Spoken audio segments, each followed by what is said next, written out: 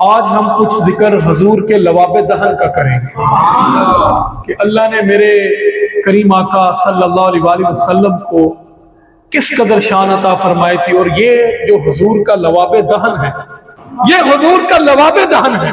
حضرت جابر بن عبداللہ کہتے ہیں غزوہ خندق کے اوپر نبی کریم صلی اللہ علیہ وآلہ وسلم کے پیٹ مبارک کے اوپر 3 پتھر باندھے تھے حضور نے بھوک کی وجہ سے۔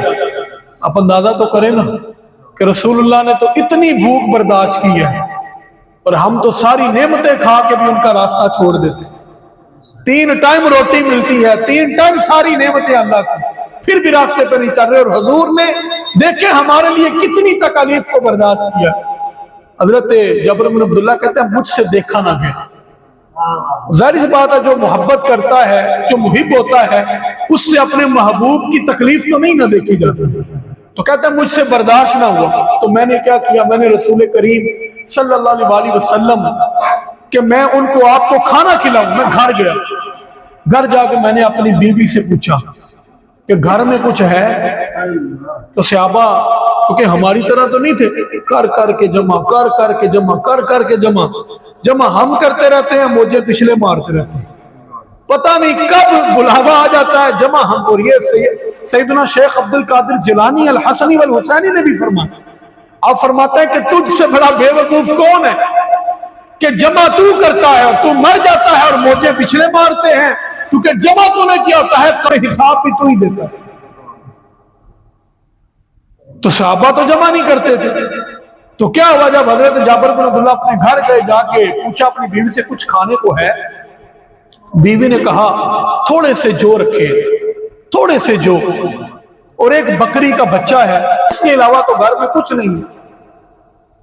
تو حضرت جابر بن عبداللہ اپنی بیوی سے کہنے لگے دیکھو بات یہ ہے، میں نے آج رسول اللہ صلی اللہ علیہ وآلہ وسلم کو اس حالت میں دیکھا ہے کہ حضور کے پیٹ مبارک پر 3 پتھر بندھے ہوئے ہیں، اور بھوک کی وجہ سے سارے صحابہ نے ڈال ہے، تو تم ایسا کرو کہ اس بکری کے بچے کو ذبح کرو، اور ساتھ میں جو ہے اس کو پیسو اور اس کا آٹا بناؤ، تو میں رسول کریم صلی اللہ علیہ وسلم کو بلا کے لاتا ہوں۔ اب بیوی نے کیا کہا، بیوی نے کہا کہ اس بات کا دھیان رکھیے گا کہ رسول کریم صلی اللہ علیہ وسلم کو ہی بلائیے گا، اور 1-2 اور آدمی ساتھ بلا لیجئے گا، کیونکہ یہ کھانا اتنا زیادہ نہیں ہے، کیونکہ وہ صحابہ کتنے ہیں، وہ تو 1500 ہیں، 1500 صحابہ ہیں، تو یہ کھانا تو بہت تھوڑا سا، یہ تو 2-4 لوگوں کا ہے، تو اس لیے زیادہ سے زیادہ 5, 7, 8, 10 لوگ کھا لیں گے، تو زیادہ لوگوں کو نہ بلائیے گا۔ حضرت جابر بن عبداللہ رسول کریم کی بارگاہ میں گئے، جا کے عرض کیا رسول اللہ صلی اللہ علیہ وآلہ وسلم، اور یہ آپ نے جو بات کہی ہے بڑی آہستہ آواز سے کہی، اس طرح کو بندہ سرگوشی کرتا ہے یا اس طرح کلام کرتا ہے کہ دوسرے کو پتہ نہ چل جائے، تو عرض کرنے لگے یا رسول اللہ آپ میرے ساتھ تشریف لے آئیں اور 1-2 لوگ اپنے ساتھ لے لیں، تو آپ کے لیے کھانے کا میں نے انتظام کیا ہے۔ اب یہ بات انہوں نے کی تھی سرگوشی میں آہستہ سے، لیکن وہ جو میرے کریم آقا ہے وہ تو پھر کریم آقا ہے نا، مالک کونین ہے وہ پاس کچھ تر رکھتے نہیں، 2 جہاں کی نعمتیں ہیں ان کے خالی آتے ہیں۔ مسئلہ یہ ہے کہ ہم نے صرف حلیمہ کی بکریوں کے پیچھے پیچھے دیکھا ہے، کبھی سدرہ پہ جبریل کی آگے آگے دیکھو نا کیا معاملہ ہے، کبھی ایسے بھی دیکھو نا میرا نبی ہاتھ کا اشارہ کرتا ہے، چاند کا بھی کلیجہ چیر کے رکھ دیتا ہے، یہ مقام اور مرتبہ۔ تو حضور نے کیا کیا، اب بات سرگوشی میں ہوئی تھی، میرے کریم آقا نے اونچی آواز سے سارے صحابہ کو مخاطب کر کے کہا، انہوں نے فرمایا چلو چلو، جابر کے گھر میں دعوت کا انتظام کیا گیا۔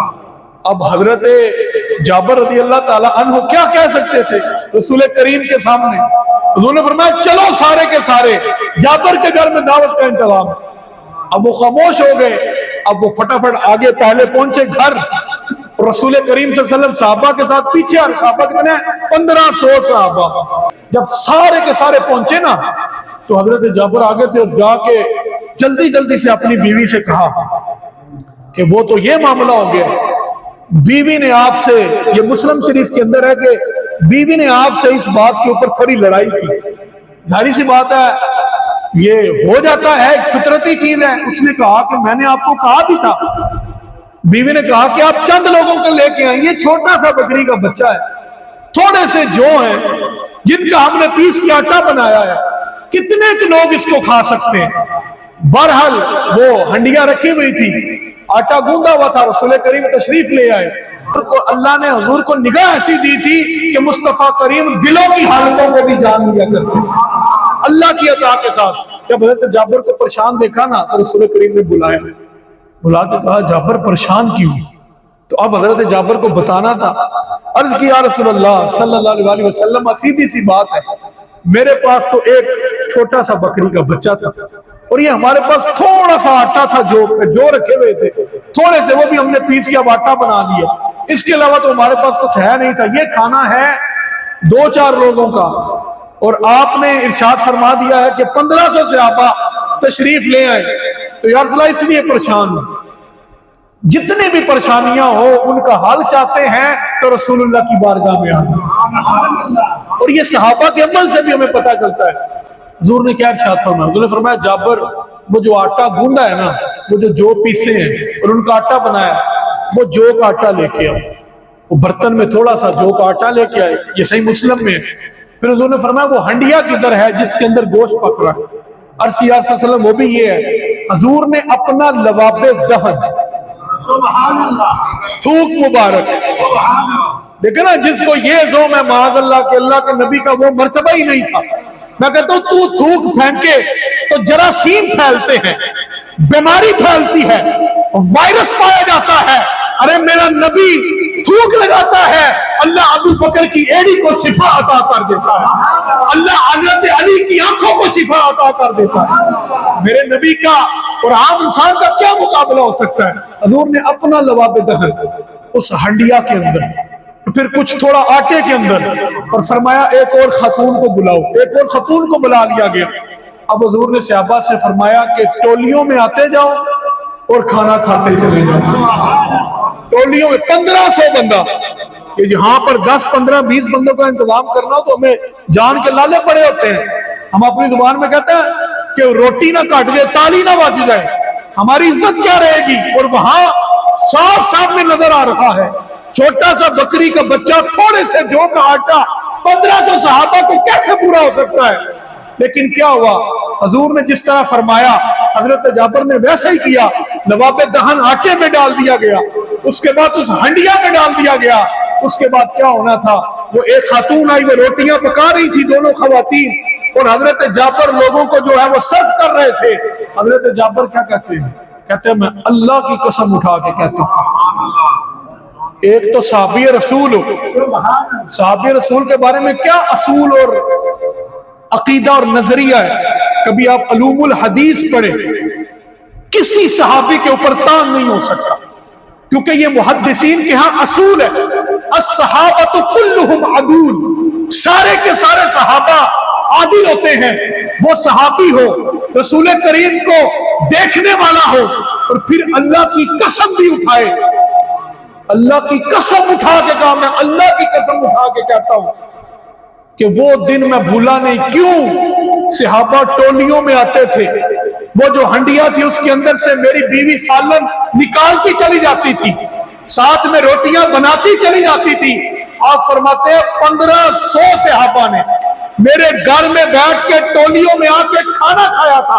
हुजूर ने फरमाया था इस हांडी के ऊपर से इसको उंडेलना नहीं है, इसको ऐसे ही रखो, खिलाते चले जाओ। हजरत जाबर कहते हैं अल्लाह की कसम उठा के कहता हूं, 1500 सहाबा को उस जौ के थोड़े से आटे से और उस एक बकरी के बच्चे से मैंने सारे के सबको रोटी भी खिला दी थी, ना आटा कम हुआ था, ना अभी सालन में कमी है। ये मेरे रसूल के लवाबे दहन का कमाल है। एक और सहाबियां हैं, वो कहती हैं कि मैंने यौमुन नहर, ईद के दिन, बड़ी ईद का जो दिन होता है, रसूल करीम सल्लल्लाहु अलैहि वसल्लम को देखा कि उनके पास एक खातून आई, और उस वक्त हजूर ने शैतान को कंकरियां मारी थी, कि उस वक्त जब हजूर शैतान को कंकरियां मार के फारिग हुए, हजूर चल रहे थे कि पीछे पीछे एक खातून ने भी चलना शुरू कर दिया, और उसके साथ छोटा सा बच्चा था। वो खातून रसूल करीम सल्लल्लाहु अलैहि वसल्लम की बारगाह में आई और आके हजूर को रोका। हजूर रुक गए, تو عرض کرنے لگی یا رسول اللہ صلی اللہ علیہ وسلم یہ میرا چھوٹا بچہ ہے اور اس کے اوپر آسیب ہے جس کی وجہ سے اس کی عقل بھی ماری گئی، یعنی کہ اس کو ہوش ہی نہیں ہے، اس کو نہ اٹھنے بیٹھنے کا سلیقہ رہا ہے نہ کھانے پینے کا سلیقہ رہا ہے، یہ ہمارے لیے بہت پریشانی ہے، یہ آسیب زدہ ہو گیا ہے، ہمارے لیے بڑی پریشانی ہے۔ میرے کریم آقا صلی اللہ علیہ وسلم نے عورت سے کہا پانی لے کے، وہ پانی لے کے آئی۔ رسول کریم صلی اللہ علیہ وسلم نے اس پانی کے اندر اپنے ہاتھ مبارک رکھے، دونوں اس پانی کے اندر اپنے ہاتھ رکھے اور اسی پانی میں سے ایک پانی چلو بھر لیا اور حضور نے اپنے منہ مبارک میں رکھا، منہ مبارک میں رکھ کے پھر اسی پانی کے اندر حضور نے اس پانی کو انڈیل دیا۔ جب انڈیل دیا نا تو حضور نے کیا فرمایا؟ حضور نے فرمایا پانی اس کو پلاؤ بھی اور اس کے جسم کے اوپر بھی یہ پانی پھینک دینا، یہ پانی اس کے جسم پہ بھی بہاؤ اور اس کو پلاؤ بھی۔ تو جب ایسا ہوا نا تو وہ صحابیاں کہتی ہیں کہ میں 1 سال کے بعد اس خاتون کو ملی جو یوم النہر کے دن رسول کریم کے پاس اپنا وہ بچہ لے کے آئی تھی جس کی عقل ماری گئی تھی، جو بالکل مفلوق الحال ہو گیا تھا۔ کہتی ہیں میں نے ان سے پوچھا بتاؤ وہ تمہارے بچے کا کیا حال ہے، بتاؤ نا وہ تمہارا بیٹا کیسا ہے جو آسیب زدہ تھا؟ تو وہ صحابیہ کہتی ہیں کہ جب سے رسول کریم نے اپنا لباب دہن والا پانی میرے بچے کو پلایا تھا، وہ کہتی ہیں عام لوگوں کی عقل اور بات ہے، اللہ نے اس کو عام لوگوں سے بھی زیادہ عقل عطا فرما دی۔ تو یہ کیا ہے؟ یہ رسول کریم صلی اللہ علیہ وسلم کے لباب دہن کی طاقت ہے جو حضور کو رب نے یہ شان عطا فرمائی۔ اسی طرح آپ کو پتا ہے کہ خیبر کے موقع کے اوپر جب حضور نے یہ اعلان فرمایا، کوشش کی جا رہی تھی اس کو فتح کرنے کی، خیبر کے قلعے کو، تو حضور نے کیا ارشاد فرمایا تھا کہ کل جس کو میں یہ جھنڈا دوں گا، کل جس کے ہاتھ میں یہ جھنڈا دوں گا وہ اللہ سے بھی پیار کرتا ہے اور اللہ کے رسول سے بھی پیار کرتا ہے۔ لیکن جو حضور نے اگلی بات کہی نا اس حدیث کے اندر، اللہ اکبر، آج بھی میری نظر سے گزری تو میں جب پڑھتا ہوں جھوم جاتا ہوں کہ حضور نے صرف یہ نہیں فرمایا وہ اللہ سے بھی پیار کرتا ہے اور اللہ کے رسول سے بھی، اب جس کو اللہ کے نبی کہہ دیں وہ کرتا ہی کرتا ہے۔ حضور نے فرمایا جس کو میں کل جھنڈا دوں گا نا وہ اللہ سے بھی پیار کرتا ہے، اس کے رسول سے بھی پیار کرتا ہے اور اللہ بھی اس سے پیار کرتا ہے اور اللہ کا رسول بھی اس سے پیار کرتا ہے۔ وہ ایسی ہستی ہے، پھر وہ کس کو دیا جھنڈا؟ اور حضور نے پھر صبح حضرت مولا علی کو بلایا اور آپ نے پھر مرحب کو جس طرح جہنم حاصل کیا۔ تو وہ جو دن تھا نا جس میں حضرت مولا علی کو یہ مرتبہ ملا، اس میں جب حضور نے حضرت مولا اور ہر صحابی کی خواہش تھی دل کی کہ کاش صبح حضور ہمیں بلائیں ہمیں بلائیں ہمیں بلائیں، کیونکہ مرتبہ بہت بڑا بیان کر دیا تھا کہ اللہ اور اس کے رسول سے وہ تو محبت کرتے ہیں لیکن اللہ اور اس کے رسول بھی اس سے محبت کرتے ہیں۔ تو پھر حضور نے صبح حضرت مولا علی کو بلایا، جب بلایا نا تو بعد صحابہ نے عرض کیا صلی اللہ علیہ وسلم ان کے آنکھ مبارک کے اندر کوئی مسئلہ ہے، تو حضور نے کیا فرمایا؟ یہ تو معاملہ بڑا خراب ہو گیا، اب تو کسی اور کو جھنڈا دینا پڑے گا، میں کیا کر سکتا ہوں؟ وہ تو اب اللہ سے دعا کرے اللہ تعالیٰ اس کی حاجت روائی کر دے۔ میں یہ کہتا ہوں کہ حضور اللہ کی عطا سے حضور بھی حاجت روائی کر سکتے ہیں۔ فرق سمجھ لے، اللہ کرتا ہے حقیقی اور اللہ کے نبی کرتے ہیں مجازی۔ حقیقی مددگار اللہ ہی ہے لیکن اللہ کے نبی، اللہ کے نیک بندے، اللہ ان کو یہ طاقتیں عطا فرماتا ہے۔ حضرت مولا علی تشریف لائے نا، میرے اور آپ کے کریم آقا نے لواب دہن لیا، اسی طرح اپنی زبان مبارک سے اللہ اکبر، یہ وہ لواب دہن ہے یہ کڑوے کنویں میں ڈالا جاتا تھا، اللہ ان کو بھی میٹھا کر دیا کرتا تھا، اور یہ لواب دہن دینے کی دیر تھی، حضرت مولا علی کو اللہ نے شفا عطا فرمایا۔ اسی طرح وہ غار ثور والا واقعہ کہ کس طرح حضرت صدیق اکبر رضی اللہ تعالیٰ عنہ نے اس رات اپنی جان ہتھیلی پہ رکھی، وہاں پہ مولا علی کی نے اپنی جان ہتھیلی پہ رکھی، یہ دونوں ہی عاشق صادق ہے۔ یہاں پر انہوں نے کیا کیا؟ آپ کھڑے ہو جائیں باہر غار کے، پہلے میں اندر جاتا ہوں، پہلے اندر گئے، پھر وہ سارا لمبا واقعہ وہ کبھی سنائیں گے آپ کو کہ کس طرح وہ پھر ساری غار کی صفائی کی اور سارا کچھ، پھر ایک سوراخ کے اندر آپ نے اپنا پاؤں دیا تھا، سارے کپڑے پھاڑ کے بھی سوراخوں میں دیے، اور جس میں پاؤں دیا نا اسی سوراخ کے اندر سے آپ کو ایک زہریلے کسی کیڑے نے یا سانپ نے، بہت ساری روایت سانپ کے بارے میں ہے، تو اس نے ڈس لیا، جب ڈس لیا نا تو کیونکہ رسول کریم کا جو سر مبارک تھا، سر انور، وہ حضرت ابو بکر صدیق کے زانوؤں پر تھا. اور ایسے مفتی احمد یار نعیمی صاحب فرمایا کرتے رہے رحمہ اللہ، وہ فرماتے تھے ایسے لگ رہا ہوگا جس طرح کسی نے قرآن کھول کے ریل پہ رکھا ہوا. اور یہ کیسا عظیم آپ نے فرمایا رات تھی کہ صاحب قرآن سامنے لیٹا ہے، ابو بکر یار کے چہرے کی تلاوت فرما رہے ہیں. تو وہ جب سانپ نے ڈس لیا تو اس کی تکلیف ہوئی بہت زیادہ، جس کی وجہ سے آپ کی آنکھوں سے آنسو نکل. یہ آج کل کے عاشق تو نہیں تھے نا کہ ذرا مشکل ہوئی تھے عاشق غیب، یا آپ لوگ دیکھتے نہیں سیاسی ایفیلیشن، مذہبی ایفیلیشن دیکھ لیں، ذرا مصیبت آئے نہیں تو لوگ غیب. لیکن دیکھو یہ کتنے سچے عاشق تھے، جان جا رہی ہے، اتنی بڑی مشکل میں ہے، لیکن اس لیے اپنے اس کو زانوؤں کو ہلایا نہیں ہے کہیں میرے کریم آقا کی نیند میں خلل نہ پڑ جائے. تو وہ آنسو حضور کے چہرہ والضحیٰ پر، حضور کے رخسار کے اوپر گرا تو حضور نے فرمایا، آنکھیں کھولی، فرمایا ابو بکر کیا ہوا ہے؟ تو عرض کی یا رسول اللہ علیہ وسلم اس طرح تکلیف ہے پاؤں کے اندر. تو میرے اور آپ کے کریم آقا نے اپنا لباب دہن لیا، لے کر میرے کریم آقا نے حضرت ابو بکر کی ایڑی پہ لگایا. حضرت ابو بکر کو اللہ نے شفا عطا فرمائی. تو اس کا مطلب ہے کہ جو حضور کا لباب دہن، بہت سارے واقعات. حضرت قتادہ جب آئے تھے یہ بدر کے موقع کے اوپر، ان کی آنکھ میں تیر لگ گیا تھا، ڈیلا نکل گیا تھا، اور وہ ڈیلا لے کر حضور کی بارگاہ میں آئے. اب مجھے بتائیں رسول اللہ کوئی طبیب تھے؟ کبھی اعلان کیا تھا کہ میں ڈاکٹر ہوں، میں طبیب ہوں، کوئی بیماری ہوئی میرے پاس آ جانا؟ دیکھو نا، اگر صحابہ جس طرح آج ہم عقیدے بیان کرتے ہیں، جس طرح ہم لوگوں کا برین واش کرنے کی کوشش کرتے ہیں، جی وہ تو بس اللہ کے نبی تھے، آئے اپنا پیغام دیا تو بس گل ختم، کیا ضرورت ہے اتنے رولے ڈالنے کی. اور بعض لوگ تو کہتے ہیں جی یہ ہر سال میلاد مناتے ہو، ہر سال اللہ کے نبی آتے ہیں. میں کہتا ہوں ہر سال جشن قرآن کے نام پہ 27ویں کو، 23ویں کو، 29ویں کو، 21ویں کو جو ہے راتیں مناتے ہو کہ لیلۃ القدر ہے، لیلۃ القدر ہے، کیا ہر رات قرآن نازل ہوتا ہے؟ جس دلیل کے ساتھ وہ مناتے ہو ہم اسی دلیل کے ساتھ مناتے ہیں. تو بہرحال جو میں بات عرض کرنے لگا تھا، رسول کریم کی بارگاہ میں آ گئے. چاہیے تو یہ تھا کسی طبیب صحابی کے پاس جاتے، فٹافٹ وہاں سے کہ میری آنکھ نکل گئی ہے، لیکن سیدھا اللہ کے نبی کے پاس آئے اور آ کر کیا عرض کرتے ہیں، یا رسول اللہ آنکھ نکل گئی ہے. قتادہ سے اکثر صحابہ پوچھا کرتے تھے نا کہ قتادہ اس آنکھ کا کیا حال ہے؟